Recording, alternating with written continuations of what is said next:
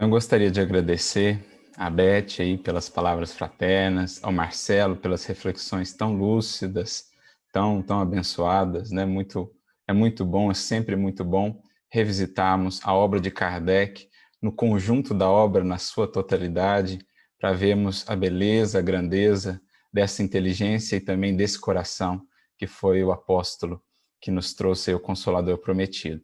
Gostaria de agradecer a todos os amigos aí da Inglaterra, enfim, de todas as partes que nos acompanham, que estão aqui conosco, ao querido amigo Altino, que nos fez o convite, estender aqui o nosso abraço fraterno a todos, rogando a Jesus, o Divino Mestre, o Divino Amigo, que abençoe o coração de cada um de nós, que a gente se sinta inspirado pelo seu amor, pela sua misericórdia, que mais do que apenas conectados pelas redes do mundo, possamos estar conectados pelas redes, pelos laços do coração, naquilo que Kardec tantas vezes nos falou, comunhão de pensamentos, comunhão de sentimentos, aquilo que é o essencial para que uma reunião espírita se dê com proveito e possa realmente contar com o apoio e a inspiração dos benfeitores espirituais. E hoje nós fomos convidados aí a falar sobre um tema que, em verdade, é desafiador, né? O Altino havia nos falado para a gente conversar alguma coisa sobre Paulo, e a gente tinha uma palestra, uma exposição, em que a gente teve um desafio também similar, talvez até maior, que era de falar o amor segundo Cristo. E hoje nós nos propomos, então, a falar o amor segundo Paulo. No fundo, nós vamos buscar, mais do que raciocinar sobre o que é o amor, segundo Paulo, nós vamos tentar sentir o coração desse discípulo, o coração desse apóstolo, que tanto nos encanta, que tanto nos inspira pelo legado que nos deixou. Legado de entrega, legado de esforço, legado de sacrifício, que esse coração expressou depois de ter sentido, depois de ter experimentado o amor do Cristo, que em Damasco buscou para a glória do bem, da luz e do Evangelho. E isso é algo que ele mesmo vai dizer numa de suas cartas. O amor é algo que se sente, não apenas que se medita ou se raciocina acerca dele. Na sua carta aos Efésios, por exemplo, no capítulo 3, versículos 17 a 19, ele vai ter uma expressão que eu acho muito interessante. Ele vai dizer que para entendermos o que é o amor do Cristo, nós precisamos estar arraigados e fundados em amor.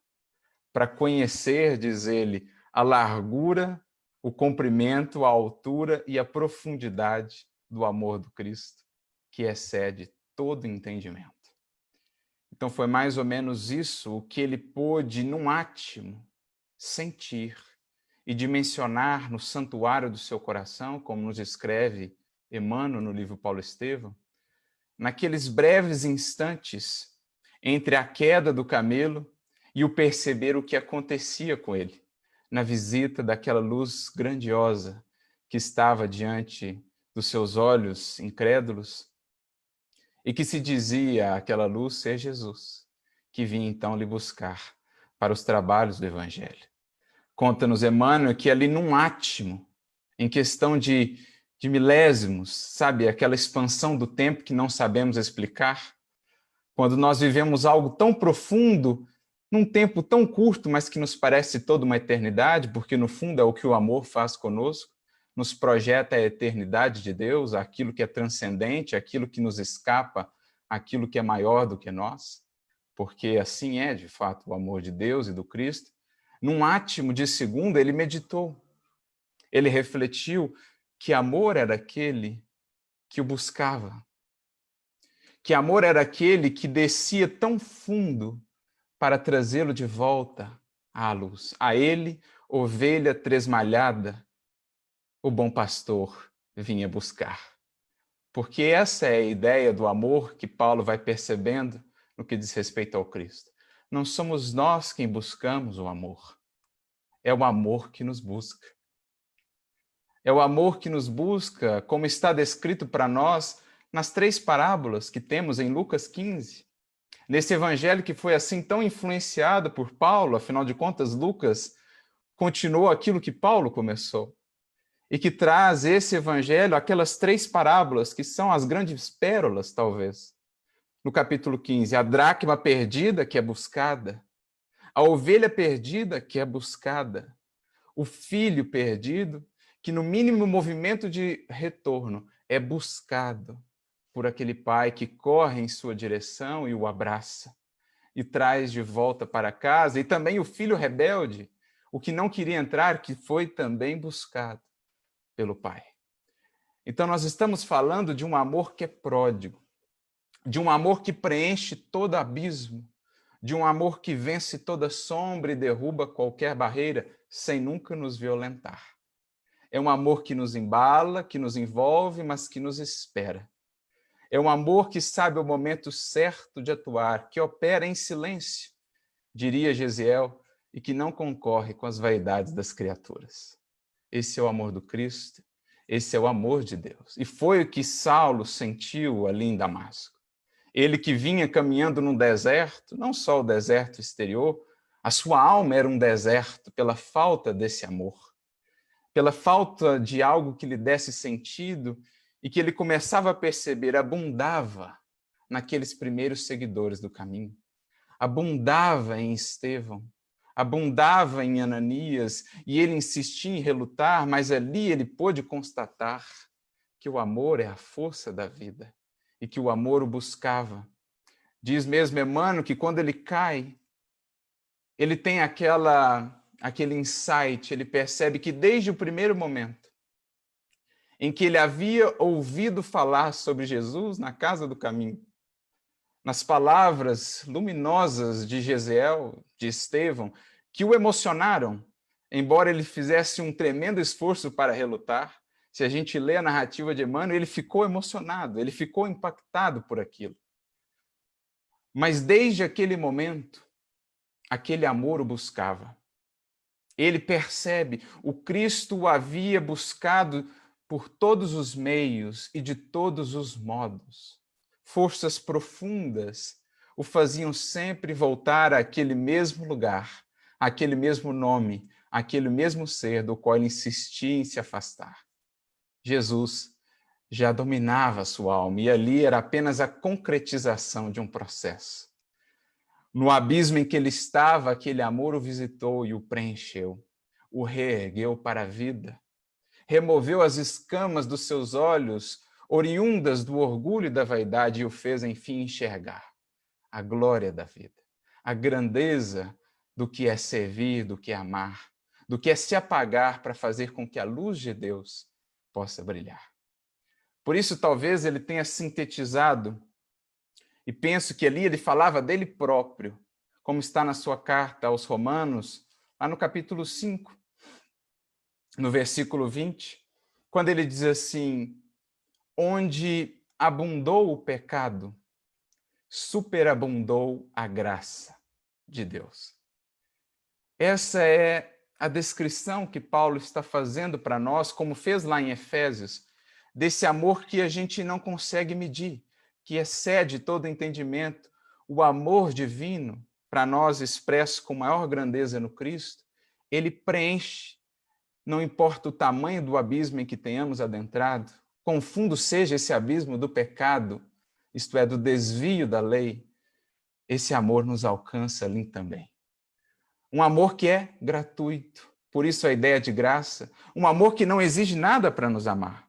Naturalmente, que a evolução, que o nosso processo de amadurecimento demandará de nós esforço, trabalho, crescimento, mas quem foi, ou que amor é esse que foi lá nos buscar quando nada fizemos por merecer, quando nada ainda tínhamos feito por merecer? Essa é a graça, essa ideia de um amor que simplesmente ama, independentemente de ou apesar de. Por isso, onde abundou o pecado, superabundou a graça. Porque o amor divino, o amor do Cristo é isso, ele preenche todo buraco, ele preenche toda sombra, ele preenche todo ser. É um fluido, né? Hálito divino, como vai nos dizer Emmanuel, no capítulo 30 do Pensamento e Vida, um fluido, um hálito divino que envolve o universo inteiro, que entra em cada fresta, que penetra cada recanto, como a luz do sol, que vai penetrando em cada fresta, por mais que intentamos dela fugir. Esse é o amor de Deus. Esse é o amor do Cristo. Porque, já dizia Jesus, Deus não dá o seu Espírito por medida. Deus dá sempre em abundância, sem medida. O que define a medida somos nós. A medida do nosso coração. A medida da nossa abertura. A medida da nossa disposição em acolher esse amor. Quanto mais nos alargamos em serviço, em trabalho, em crescimento, em humildade, mais albergamos dessa força, dessa água da vida. Esse é o amor. Aquilo que mais tarde Santo Agostinho viria dizer. Ele que passou por uma conversão de maneira muito similar a Paulo, aliás, que se inspirou muito em Paulo, foi lendo um versículo de Paulo que ele despertou, que ele percebeu que também ele estava num abismo e pôde então se recompor e deixou-nos um legado tão precioso para a história do cristianismo, da filosofia cristã. Santo Agostinho dizia que a medida do amor é amar sem medidas. É isso que nós vamos aprendendo com o amor do Cristo. Quaisquer barreiras vão sendo transpostas, quaisquer limites vão sendo superados. Se nos é pedido caminhar 1 milha, caminhemos logo 2. Se nos pede a túnica, damos logo também o manto. Se uma face nos é pedida, damos logo a segunda. Esse é o amor que Jesus nos ensinou e que Saulo experimentou naquele deserto escaldante. Ali ele encontrou o oásis que nunca cessa de jorrar a linfa pura da vida, o amor de Jesus. Então é mais ou menos isso a nossa proposta aqui nessa tarde, diante desse desafio.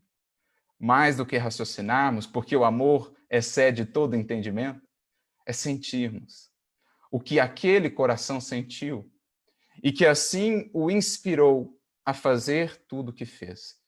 Porque não entenderíamos tudo o que aquele coração fez se não entendêssemos o que o movia, o que o atraía, que era esse amor, que o fez superar todas as barreiras, vencer internamente todos os bons combates, a fim de se fazer um vaso, embora de barro, mas um vaso pelo menos purificado, para transportar essa água do amor de Jesus. Esse é Paulo. Esse é aquele que se denominou um vaso de barro, que transportava um tesouro que não lhe pertencia, mas que nos ensinou que mesmo vasos de barro são úteis na obra do Senhor, se estiverem purificados, se estiverem abertos, se estiverem dispostos. Por isso a vida de Paulo é tão linda e a sua experiência com amor, porque nos fala de redenção. Alcança o nosso coração a todos nós que, como ele, temos sido ovelhas tresmalhadas. E nos fala que Jesus nunca desiste de nós, de nenhum de nós. E a todos o bom pastor segue buscando séculos afora, trazendo-nos a pouco e pouco de volta para o seu redil, convidando-nos ao trabalho redentor, no seu evangelho de amor. E como falar de amor, segundo Paulo, sem nos lembrarmos, talvez, de um dos textos mais belos da história da humanidade? O texto que está ali para nós, colocado como uma pérola divina, um diamante do mais alto valor, na sua primeira carta aos Coríntios. A sua conhecida carta aos Coríntios, no conhecido capítulo 13. O hino ao amor, à caridade, ao ágape, que é esse amor que Jesus nos ensinou, nos doou e segue nos convidando a buscar. Mas para a gente entender a grandeza do que é aquele capítulo, que no fundo é o mais belo fruto do coração de Paulo. Naquele capítulo, Paulo, ele extravasa o que ele tinha de mais fundo na sua alma. Ele sintetiza ali o amor que tinha pelo Cristo e por todos aqueles corações amados que o ampararam e que o fizeram encontrar aquele amor, o maior de todos, o de Jesus. Aquilo ali, aquele texto, é o preito de gratidão de Paulo pelo evangelho que havia recebido, por Estevão, por Abigail, por Ananias, por Barnabé, por Pedro, por Áquila e por Prisca. Aquele é o hino, é o canto daquele coração que havia encontrado o bálsamo soberano para curar as chagas, as cicatrizes que ele trazia das lutas internas, porque ficamos a pensar o quanto não lutou aquele coração, lidando internamente com os remorsos, com as lembranças do pretérito. Por isso eu acho muito bonita a abordagem que foi trazida nesse último filme sobre Paulo, o Apóstolo do Cristo, que foi lançado agora em 2018, porque eles vão focar esse bom combate do discípulo, eles vão focar esse bom combate daquele coração que só ele conheceu em Jesus e que a gente entrevê alguns lances disso, alguns traços dessa luta nas suas cartas, que são a pura expressão do seu coração. A gente vê um coração que teve muito que vencer ali internamente. Imaginemos ele naquele deserto, no oásis de Dan, convivendo com Áquila e Prisca, sabendo ser ele o responsável pela dissolução da família daqueles corações, que os levou a tantas dores e a tantas aflições, mas vendo aqueles corações falando que Pedro havia lhes ensinado a amá-lo, porque ele não deveria ser tão mau assim. Ele apenas estava equivocado. Imagina ele ter de conviver com aquilo, até o momento em que, num gesto de profunda humildade e grandeza, ele se abre àqueles corações e diz: eu sou Saulo. Eu sou aquele que perseguiu a vossa família. Mas o Senhor me resgatou. O Senhor me trouxe de volta à vida e aqui estou hoje, aprendendo a tecer novamente, no silêncio da minha alma e do meu coração, os fios da vida. Paulo foi o grande tecelão, tecendo em si mesmo essa obra de redenção, mas também tecendo os fios dos muitos corações que Jesus aproximou do seu, que ele soube tão bem unir numa obra coletiva. Paulo é um coração que soube agregar, que soube trazer e mostrar aquilo que é a própria essência, a própria alma do evangelho e do cristianismo. Trabalho em equipe, amparo mútuo, um coração entrelaçado com outro coração, com mais um coração, fazendo a força do trabalho cristão. É esse o Paulo que a gente queria destacar. E para a gente entender, como dizíamos, o que é esse capítulo nessa carta, a gente precisa entender melhor um pouquinho do contexto. Por que esse capítulo foi colocado na carta aos Coríntios? Porque essa mensagem sobre amor, que é ali como um lírio divino, todo esse capítulo, foi colocada numa carta que é marcada por tantos desafios. Porque se a gente lê a primeira carta aos Coríntios, e estudiosos vão sempre destacar isso, é uma carta que vai tratar de muitos problemas na comunidade de Corinto. Problemas de divisão, problemas morais, problemas disciplinares, problemas de disputas, problemas de vaidades. A gente vai ver, é uma carta que é Paulo a todo momento tentando apontar rumo, apagar incêndios, despertar os corações, realçar o que é realmente importante. E esse capítulo, então, ele surge como um lírio num pântano ali, dos dramas e dos desafios humanos. Porque aqueles primeiros cristãos ali de Corinto eram também humanos, tinham as suas dificuldades, disputavam entre si. Uns diziam que eram de Apolo, outros diziam que eram de Paulo, outros diziam que eram da turma de Cefas. E ele tentando, então, ali ajustar, e então desabrocha. De repente, ele está falando dos dons. Lá no capítulo 12, ele está falando daqueles dons que eram muitos na igreja de Corinto, né? Mas muitas vezes apenas dons, apenas fenômeno, os dons mediúnicos. E de repente ele está falando desses dons porque ficavam disputando quem tinha os melhores dons, quem tinha, né, a melhor mediunidade. E de repente, no meio disso, ele fala: eu vou mostrar para vocês um dom mais excelente ainda. o dom mais excelente de todos, que se não for buscado, todos os outros dons, a mediunidade, por mais bela, os poderes do Espírito, estarão ainda sem vida e sem rumo, se não buscarmos esse dom. E então ele faz desabrochar esse lírio. No capítulo 13, como que num parêntese da sua argumentação, e no capítulo 14 ele volta à argumentação.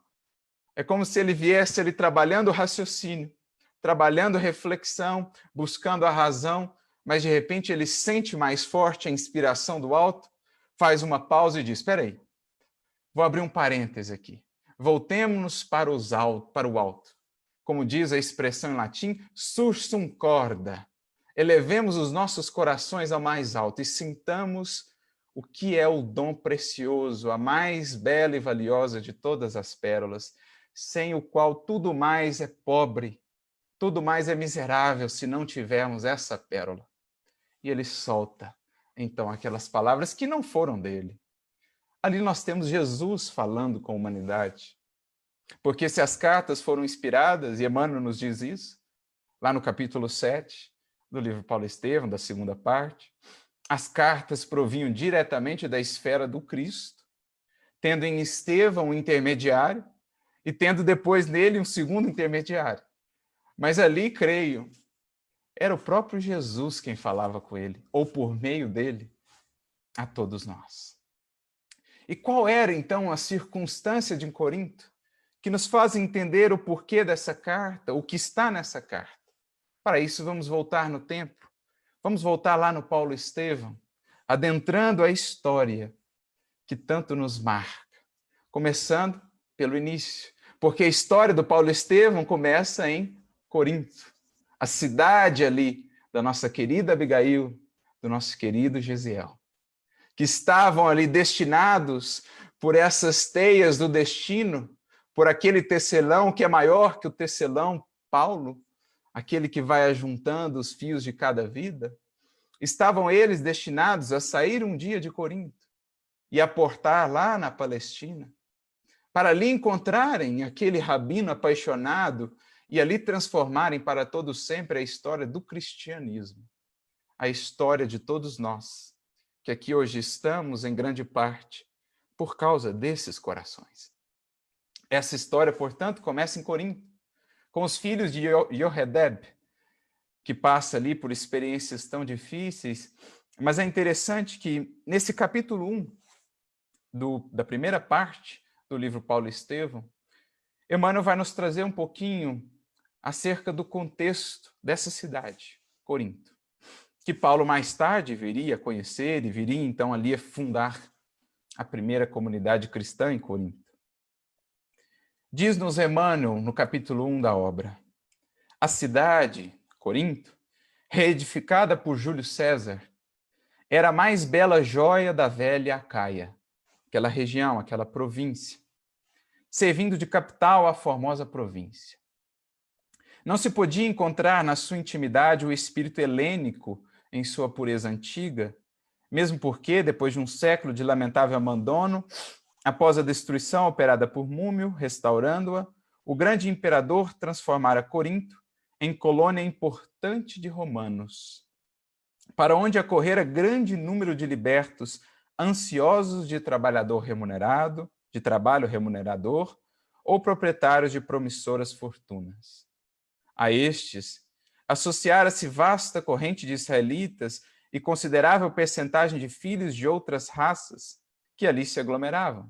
É o caso de Yoredeb, né? Israelitas, nós tínhamos uma comunidade muito grande ali, transformando a cidade em núcleo de convergência de todos os aventureiros do Oriente e do Ocidente.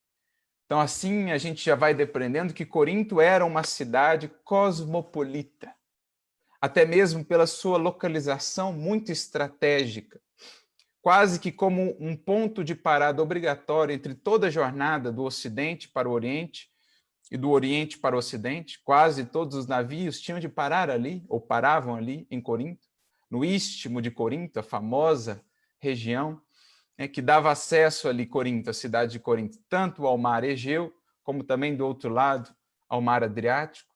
Então é uma cidade que, pela sua própria localização geográfica, ela permitia essa afluência de indivíduos de corações das mais diversas partes. Então, uma cidade cosmopolita, uma cidade de várias culturas, de várias expressões, a gente vai ver religiosas, com muitos templos diversos, com indivíduos muitas vezes com muitos recursos, uma cidade muito rica justamente pelo comércio. Era um porto, né, de grandes possibilidades e uma parada, como disse, praticamente obrigatória, o que a fazia usufruir de muitos e muitos recursos do comércio que ali se operava. Mas ele prossegue. A sua cultura estava muito distante das realizações intelectuais do gosto grego mais eminente. Então, ela se distanciava um pouco do espírito mais ateniense, dessa realização mais intelectual. Ela estava mais voltada para as questões do mundo, né? As expressões de cultura do mundo, os prazeres do mundo, as riquezas do mundo, misturando-se em suas praças os templos mais diversos. Justamente por conta da diversidade de indivíduos que ali moravam, nós tínhamos essa diversidade de templos, de expressões e tudo mais.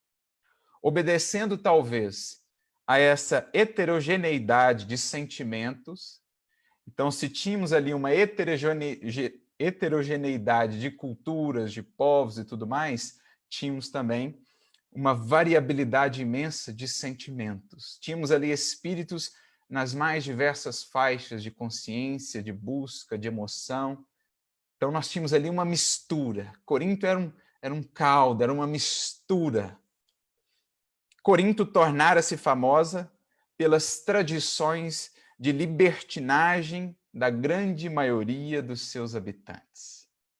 Então, justamente por isso, fortuna em excesso, prazeres em excesso, facilidades em excesso, Corinto era marcada pelo sensorial, pela libertinagem dos seus habitantes. Romanos iam para lá, era marcada pelas festas, orgias, pelos prazeres. E aí a gente já vai entendendo um pouquinho mais os desafios de Paulo na carta. A gente vai entendendo os desafios que Paulo vai ter de contornar nessa heterogeneidade, nessa diferença de visões, nessas disputas, questões morais, questões disciplinares. Tinha lá um cristão da comunidade, no capítulo 6, levando o outro a um tribunal por conta de alguma disputa. Tínhamos um lá que estava vivendo com a mãe do seu pai, com a esposa do seu pai, estava uma bagunça. Então, assim, a gente vai vendo os dramas humanos, mas é justamente aí, nessa comunidade, que ele, trabalhando afanosamente com seu coração, queria fazer nascer ali um lírio de espiritualidade. Assim como na carta nós temos os dramas, que são o pântano, e no meio o lírio, que é esse capítulo 13, assim também a comunidade de Corinto. Nós temos os dramas humanos, o pântano, mas nós temos um lírio de espiritualidade que foi por ele, com todo o seu coração cultivado, com todo o seu carinho cultivado. Mas prossegue Emmanuel na descrição. Os romanos lá encontravam campo largo para suas paixões, entregando-se desvairadamente ao venenoso perfume desse jardim de flores exóticas. Corinto era um jardim de flores exóticas, mas ali haveria de florescer essa flor mais bela, a flor do amor do Cristo. Emmanuel mesmo vai revelar, e é bonito, é muito bonito isso, né? Uma mensagem que está no livro Amor e Sabedoria, de Emmanuel, do Clóvis Tavares, em que ele nos revela que ele conheceu Paulo enquanto encarnado, quando ele ainda era Públio Lentulus. Ele o conheceu na Via Ápia, em Roma, pouco tempo depois da partida de Lívia no circo de martírio. E o encontro, embora muito breve, com Paulo, o marcou profundamente. Nós sabemos, e ele mesmo revela, né, Lúcio também, que após a sua desencarnação em Pompeia, ele foi acolhido pelo apóstolo dos gentios, que tem sido aí o seu guia, o seu condutor desde então, nos caminhos da redenção. Paulo, que segue comprometido com as grandes inteligências afastadas do Cristo, no mundo espiritual que ele busca trazer de volta, assim como ele um dia foi, uma ovelha tresmalhada. Mas Emmanuel ali vai trazer uma descrição muito bela sobre quem foi e quem é Paulo de Tarso. Nessa sua mensagem ele diz que ele foi aquele lidador de sol a sol, aquela luz que não pode ser esquecida, aquele que conseguiu aclimatar a flor divina do Evangelho ao solo humano. Por isso, muitas vezes foi enérgico, porque o solo não estava preparado, o solo não era tão brando, tão fértil.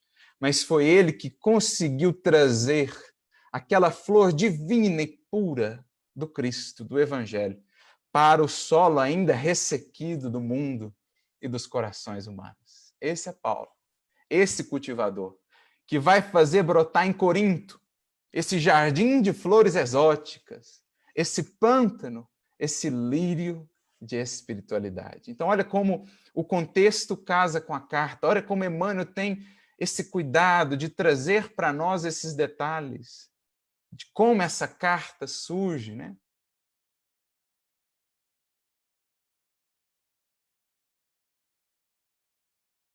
Os movimentos das cartas. Ele escreve a primeira carta aos Coríntios, muito provavelmente quando estava em Éfeso, mas a internet caiu aqui. Voltou a internet? Tá ok? Parece que deu uma travadinha.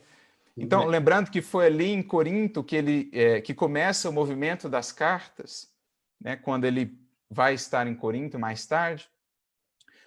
Muito provavelmente a carta aos Coríntios ele escreveu quando estava em Éfeso, mas Corinto vai ter essa importância. Ali começa mais propriamente esse movimento de divulgação dessas cartas imortais que haveriam de ficar aí registradas para os séculos. E aí, só prosseguindo aqui no que Emmanuel diz, ao lado dos aspectos soberbos e das pedrarias rutilantes, então Corinto era uma cidade muito bela, mármores, pedrarias, soberba mesmo. O pântano das misérias morais exalava nauseante bafio. Olha como ele descreve Corinto, Emmanuel. Ao lado, né, do mármore, das pedrarias e da riqueza, o pântano das misérias morais exalava nauseante bafio. Então aí é muito importante a gente entender esse contexto para entender melhor o que é a pérola daquele capítulo. Mas avançando mais adiante, a gente precisa entender quando Paulo conhece Corinto. Porque isso vai depois para nós também nos auxiliar a compreender melhor o porquê do carinho tão especial dele por aquela comunidade. Um motivo nós já sabemos. Um motivo é dali havia vindo aqueles dois corações que polarizavam a sua existência. Aqueles dois corações, aquelas duas figuras que não saíam jamais da sua mente e do seu pensamento. Dali haviam vindo Abigail e Jezeel, Estevão. Então, só por isso, aquela cidade já tinha um lugar especial no seu coração. Por isso, nessa carta, ou nesse capítulo, nós temos também um pouquinho desse amor dele por Abigail, desse amor dele por Estevão, ou um pouquinho do amor de Abigail e de Estevão por ele. Desse amor que tudo sofre, tudo espera, tudo suporta. Desse amor que jamais desiste. Assim como Abigail nunca desistiu dele. Assim como Estevão, nem mesmo diante da morte, morte ordenada por ele, desistiu do seu espírito, do seu coração.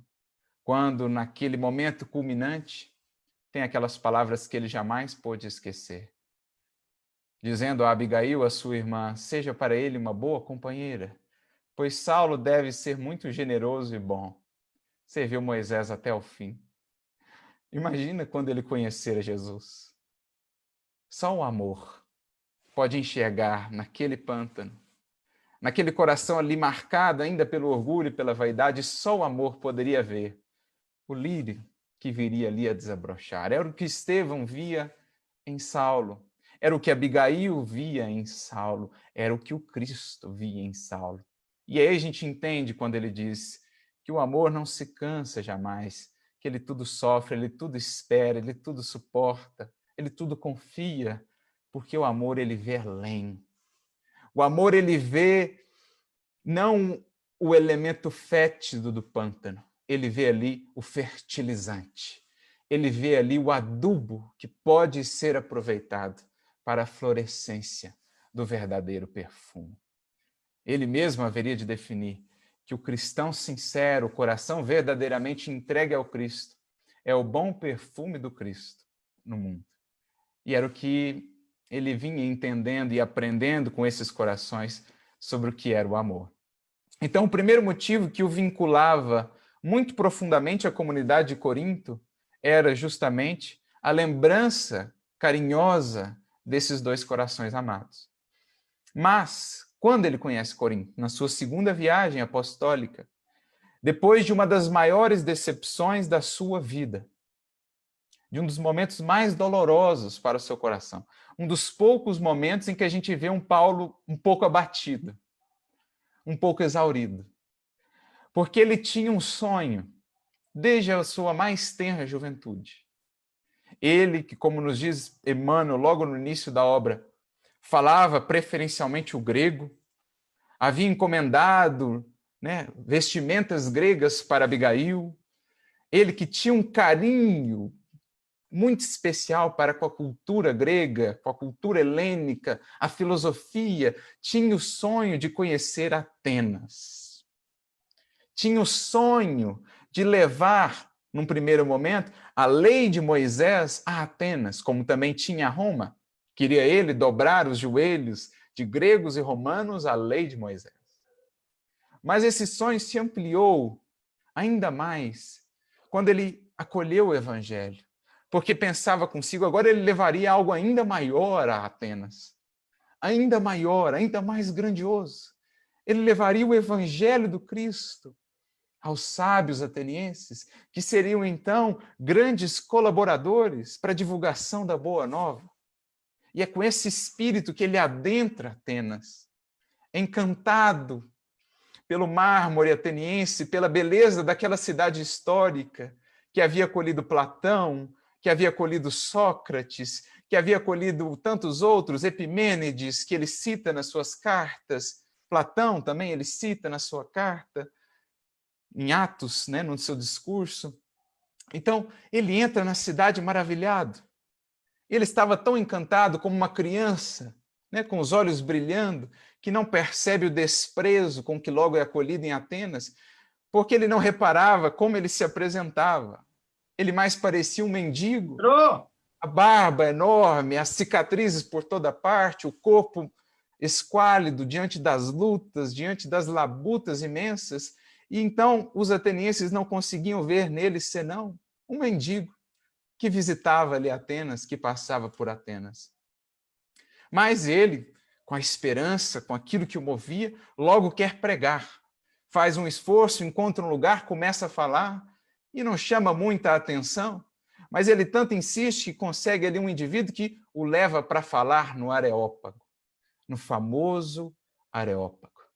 E então ali ele recorre a toda a sua eloquência, usa uma passagem conhecida, a do Deus desconhecido, conhecida, né, de Epimênides lá do passado, usa aquilo para chamar a atenção dos atenienses e chama a atenção enquanto fala com eloquência, até o momento em que ele começa a tratar de ressurreição, de vida após a morte, de humildade do Cristo, de crucificação, e então ele começa a ser relegado, né, ao abandono, as pessoas começam a se afastar com ironia, com sarcasmo. E no resumo da ópera, se em todos os lugares até ali ele havia conseguido fundar uma comunidade de estudos do Evangelho, ali é a primeira cidade em que ele não consegue deixar uma base sequer de estudo do Evangelho do Cristo. Nenhuma comunidade pôde ali ser fundada. E ele então sai daquilo profundamente entristecido, porque mais frio que o mármore ateniense era o coração daqueles que haviam se cristalizado na presunção, na falsa sabedoria, na sabedoria que mais tarde ele diria É loucura para Deus a sabedoria dos homens, enquanto que muitas vezes a sabedoria de Deus é loucura para os homens. Ali ele começou a entender melhor porque Jesus havia buscado os simples pescadores da Galileia, e não os eminentes expositores do direito romano, não os eminentes filósofos de Atenas, nem tampouco os doutores da lei do Sinédrio em Jerusalém. Então ele fica entristecido, e é então que Jesus o convida a uma experiência do coração. Ele que havia buscado o brilho da inteligência, apelado à razão ateniense, depois dessa profunda decepção, Jesus o convida: Paulo, vamos ter agora uma experiência do coração. Para você ver como é o coração que dá sentido a tudo na vida, Paulo. Para você ver como é o coração a força maior do Evangelho. O coração aliado à humildade, o coração aliado ao serviço. Então, quem ele manda? Jesus, para buscar e visitar Paulo? O seu filho na fé, Timóteo, que vai buscá-lo com boas notícias, com alvissareiras notícias, dizendo: Paulo, Áquila e Prisca estão aqui perto. Áquila e Prisca estão ali em Corinto. Estão te esperando. Vamos lá vê-los. E então logo o seu coração começa a se alegrar. Queria ele revisitar, rever aqueles a quem tanto devia, Áquila e Priscila. E então vai ele com Timóteo. Timóteo repara o seu cansaço, o seu abatimento e diz: não seria melhor esperar um pouco? Não. Vamos trabalhar, porque é no trabalho que a gente consome toda a tristeza, é no trabalho que a gente deixa para trás todo o desânimo. Então ele vem caminhando, pregando em todas as cidades que passaram e chega então em Corinto. E aí nos narra Emmanuel, novamente no Paulo Estevão, agora no capítulo 7. Né? Corinto era uma sugestão permanente de lembranças queridas do seu coração. Sem comunicar aos amigos as reminiscências que lhe borbulhavam na alma sensível, procurou rever os sítios a que Abigail se referia sempre com elevo. Então ele foi rever os lugares que Abigail falava ao seu coração, naqueles encontros lá na estrada de Jope. Ele foi rever aqueles lugares preciosos onde Estevão e Abigail cresceram, viveram, lutaram, sofreram. E aquilo tudo vai sendo um bálsamo para as feridas do seu coração. O seu coração cansado, entristecido depois da experiência de Atenas, Jesus dava esse bálsamo de Corinto, dava o remédio, a doçura, o mel para o coração. Com extremo cuidado, localizou a região onde deveria ter existido o pequeno sítio do velho Jochedeb. Ele foi procurar o sítiozinho onde Gesiel ali trabalhava na enxada. O sítiozinho que foi ali tomado de Jochedeb, que levou aquelas tantas dores que eles viveram ao exílio de Corinto. Agora incorporado esse sítio ao imenso acervo de propriedades dos herdeiros de Licínio Minúcio. Contemplou a velha prisão de onde a noiva pudera evadir-se para salvar-se dos celerados que lhe haviam assassinado o pai e escravizado o irmão. Meditou no porto de Cencreia, de onde Abigail partira um dia para conquistar-lhe o coração. Olha as tramas do destino. Olha o tecelão Jesus amparando o tecelão Paulo na caminhada, juntando esses dois fios do destino que há tantos frutos e tantas luzes tem nos proporcionado. De onde, então, Abigail partir um dia para conquistar-lhe o coração sob os desígnios superiores e imutáveis do Eterno. E ali Paulo, então, entregou-se de corpo e alma ao trabalho. Ele ficou ali por volta de 1 ano e meio naquela comunidade, foi falar primeiro na sinagoga, foi primeiro aos seus irmãos judeus, mas logo foi expulso, então voltou-se aos gentios. E ali estavam ele, Timóteo, estava ali Áquila, Prisca, Lóide e Eunice, a avó e a mãe de Timóteo, e ali eles começam o trabalho duro, o trabalho difícil. E então, mais adiante, nesse mesmo capítulo 7 da segunda parte, Emmanuel prossegue. A igreja de Corinto começou então a produzir os frutos mais ricos de espiritualidade. Lembra o pântano das quedas morais? Aquela cidade perdida nos prazeres, ilusões sensoriais da matéria? Com um trabalho duro, com um trabalho árduo, com a água viva e o adubo do amor, começou a produzir os frutos mais ricos de espiritualidade. Começava a desabrochar esse lírio em meio a esse pântano das paixões humanas. A cidade era famosa por sua devassidão, mas o apóstolo costumava dizer que dos pântanos nasciam muitas vezes os lírios mais belos, porque ele, Saulo, era um exemplo disso. Como era também Madalena. A gente lembra do capítulo do Boa Nova, quando Madalena busca o Cristo, e ele então fala para ela sobre esse amor divino. Madalena nunca viste das ruínas do mundo, as ruínas do mundo serem preenchidas, serem encobertas pelas flores da primavera? Porque às vezes das maiores ruínas humanas nascem as flores mais belas da primavera divina, do amor de Deus. Assim foi ele, assim foi Madalena, esses grandes exemplos de almas que souberam converter os pântanos que traziam internamente dos vícios, das paixões, o orgulho, a sensualidade, etc., conseguiram converter isso em flores perfumosas do amor por Jesus. Como diz Emmanuel mesmo no capítulo 92 do livro Caminho, Verdade e Vida, quando fala de Paulo e de Madalena, ele diz: o código de ouro das vidas transformadas para a glória do bem. Isso é o Evangelho. E poucos, como Paulo e Madalena, haviam se transformado tanto.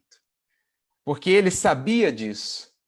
Ele sabia que as almas que muitas vezes na queda, que muitas vezes nos remorsos se abrem a essa misericórdia divina, são às vezes as que mais fazem efetivamente uma guinada em seus destinos. Jesus mesmo vai dizer isso no Evangelho de Lucas, naquele encontro daquela mulher que lhe lava os pés, na casa de Simão, o fariseu e Naim, a pecadora que lhe lava os pés. E Jesus diz: a quem pouco foi perdoado, pouco ama, mas a quem muito foi perdoado, muito ama. O que ele quer dizer com isso? Às vezes aqueles que mais sentem a expressão da misericórdia são os que mais se entregam efetivamente a esse amor. Por isso Jesus, diante dos olhos críticos de Simão, o fariseu, fala: em verdade vos digo que os publicanos e os pecadores muitas vezes lhes antecederão no reino dos céus, porque mais sentiram a experiência da misericórdia. E nos revela Humberto de Campos, no Boa Nova, que aquela que lavou os pés de Jesus era a própria Madalena, era a própria filha de Magdala, que entregava o seu coração para sempre a Jesus. E aí ele prossegue, Emmanuel, dizendo, né? O apóstolo, então, sabia que muitas vezes dos pântanos nasciam os lírios mais belos, e como onde há muito pecado, há muito remorso e sofrimento, em identidade de circunstâncias, a comunidade cresceu dia a dia, reunindo os crentes mais diversos, que chegavam ansiosos por abandonar aquela Babilônia incendiada pelos vícios. Olha isso. Aqueles corações que ali se congregavam buscavam abandonar a Babilônia dos vícios. Buscavam, como ele um dia o fez, como Madalena um dia o fez, beber, enfim, daquela água que sacia toda a sede. Não da água dos poços do mundo, que bebemos e logo ali, mais tarde, temos sede novamente, mas daquela água que uma vez sorvida, que uma vez bebida, sacia-nos por inteiro, preenche-nos mais fundo, descedenta o deserto interior em que temos caminhado. É isso que Madalena ouve, né? As palavras lindas de Jesus, lá no Boa Nova, capítulo 20. Somente o amor pelo sacrifício, Madalena, contém o divino mistério da vida. Somente o amor que se sacrifica, que renuncia, realmente satisfaz a alma.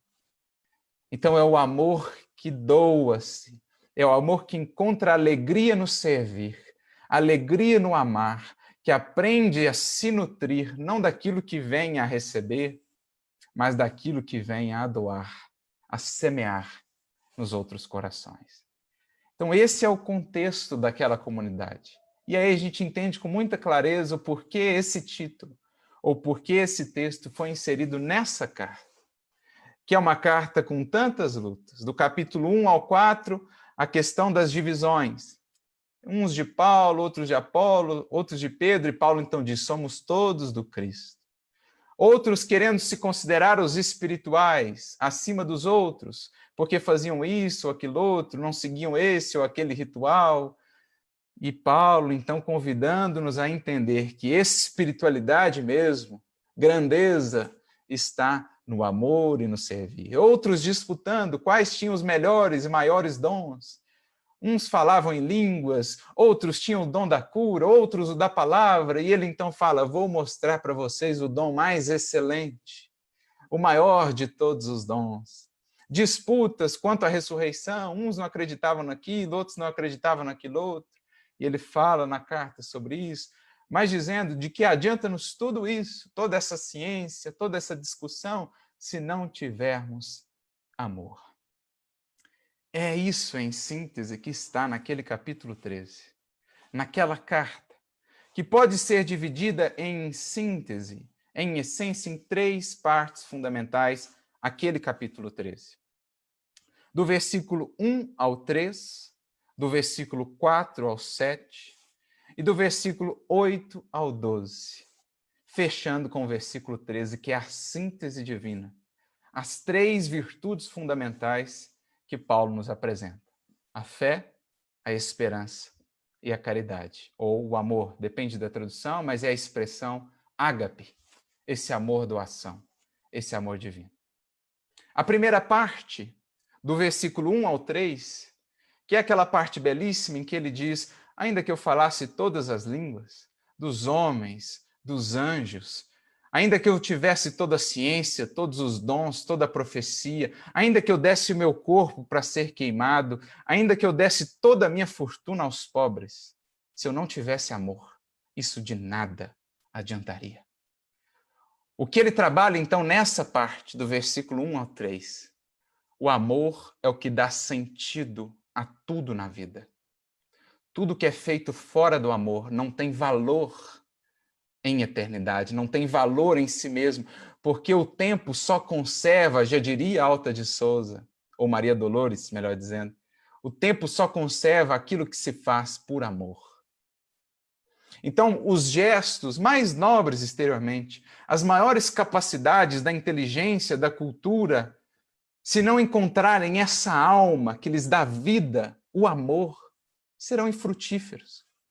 É o que Emmanuel vai dizer num capítulo belíssimo do livro Vinha de Luz, capítulo 110, Caridade Essencial, em que ele nos diz, se não tivermos a caridade essencial, todas as outras formas de caridade têm o seu mérito, têm o seu valor, mas para o espírito que as faz, não estarão de fato enriquecendo.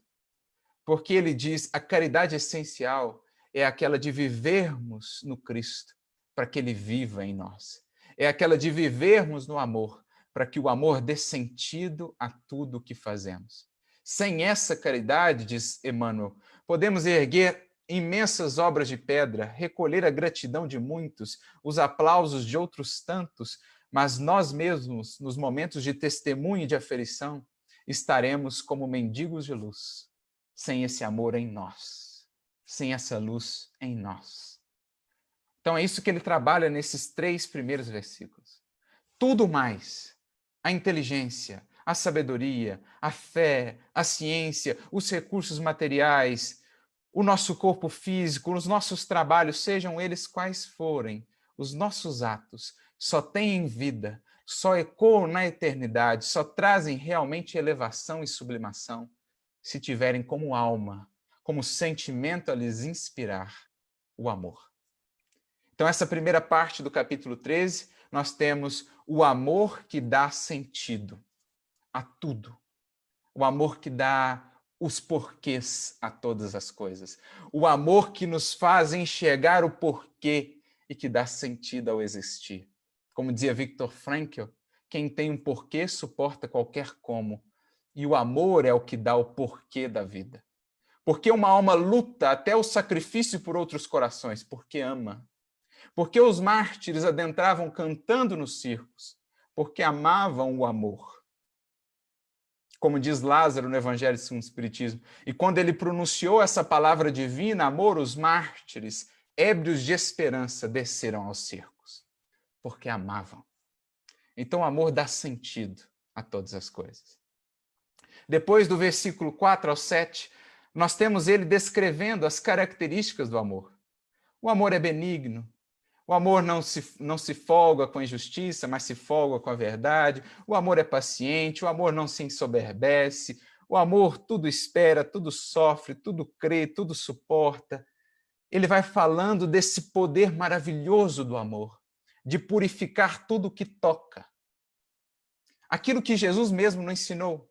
Ele que era tão criticado por fugir às regras de pureza, porque entendiam eles naquele tempo, muitos dos que criticavam Jesus, os que se prendiam às formas exteriores de religiosidade, que a pureza estava em se afastar do vício, em fugir do pecado e dos pecadores, quando Jesus nos ensinou que o amor ele purifica, porque ele se sobrepõe.